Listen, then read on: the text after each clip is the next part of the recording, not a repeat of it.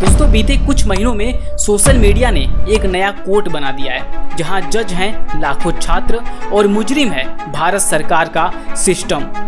#YouthForJobs, #shutdown railway reforms, #Modi रोजगार दो, #justice for students, Twitter से लेकर इंस्टाग्राम तक, फेसबुक से लेकर यूट्यूब तक।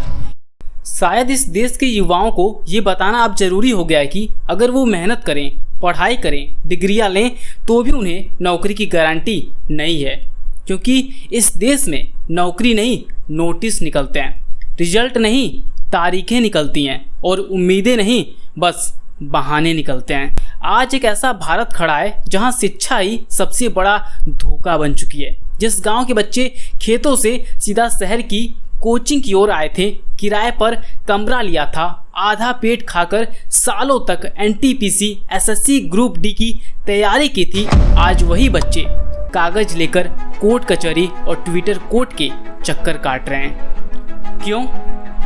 क्योंकि जिस रेलवे भर्ती 2019 में आवेदन किया गया था उसका रिजल्ट 2021 में आया, लेकिन ज्वाइनिंग आज 2025 में भी अधूरी है। ये कहानी किसी एक छात्र की नहीं है, ये कहानी है उन लाखों युवाओं की जिन्होंने रेलवे की नौकरी के लिए सब कुछ दांव पर लगा दिया।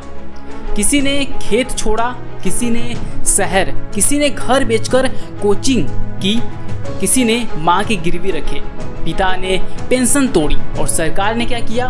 भर्ती की तारीखें टाल दी, परीक्षाएं स्थगित कर दी, नियुक्तियों को रोक दिया।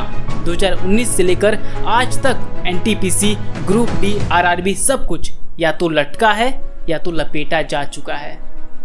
दोस्तों 2014 में नरेंद्र मोदी जी ने कहा था कि हर साल 2 करोड़ नौकरियां देंगे, यानी अब तक 20 करोड़ नौकरियां होनी चाहिए।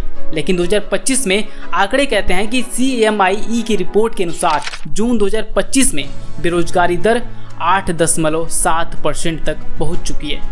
शहरी बेरोजगारी दर 10.1% और ग्रामीण भारत में 7.9%।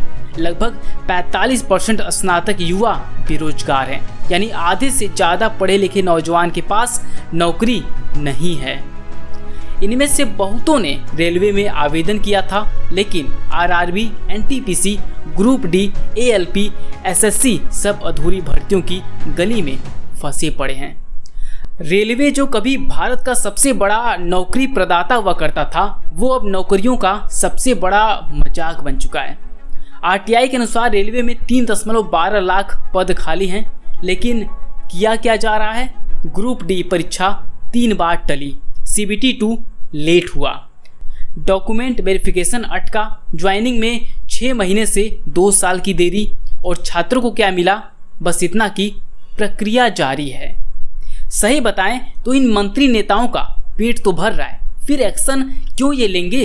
अभी वोट चाहिए तब आप देखना कैसे धूप में घूमेंगे, आप कोई चाचा मामा बाप दादा सब बना लेंगे।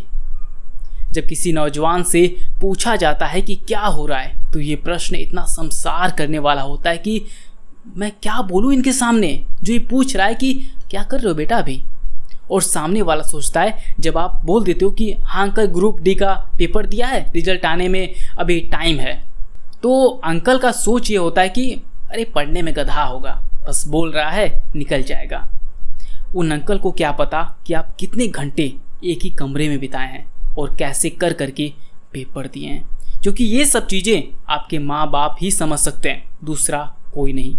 दोस्तों बीते कुछ महीनों में सोशल मीडिया ने एक नया कोर्ट बना दिया है, जहां जज हैं लाखों छात्र और मुजरिम है भारत सरकार का system. #YouthForJobs, #shutdown railway reforms, #Modi रोजगार दो, #जस्टिस फॉर स्टूडेंट्स, ट्विटर से लेकर इंस्टाग्राम तक, फेसबुक से लेकर यूट्यूब तक, इन हैशटैग से लाखों पोस्ट वायरल हो चुके हैं। पर अफसोस रेल मंत्री अश्विनी वैष्णव और PMO से कोई जवाब नहीं आया। क्या इस देश में युवाओं की आवाज़ सिर्फ चुनाव तक ही सुनाई देती है? एक छात्र ने बताया, मैंने 3 साल मजदूरी की, रात में पढ़ाई की, RRB का एग्जाम पास किया, लेकिन 4 साल बाद भी ज्वाइनिंग नहीं आई। अब उम्र निकल चुकी है, फिर से परीक्षा नहीं दे सकता। एक बेटी ने लिखा, मैं इस नौकरी से अपने माँ बाप का सहारा बनना चाहती थी, लेकिन अब शादी का दबाव है और नौकरी नहीं। ये सिर्फ आंसू नहीं है, ये सिस्टम पर लगे सबसे गंभीर आरोप है। मैं मोदी जी से अपील करना चाहता हूं कि कृपा करके इनकी बात सुन लीजिए। मणिपुर की तरह इन्हें नज़रअंदाज मत करिए मोदी जी। और मोदी जी, इन छात्रों की मांगे कोई ज़्यादा नहीं है। पहला है समयबद्ध भर्ती प्रक्रिया लागू हो, परीक्षा रिजल्ट वेरिफिकेशन, नियुक्ति सब कुछ समय पर हो।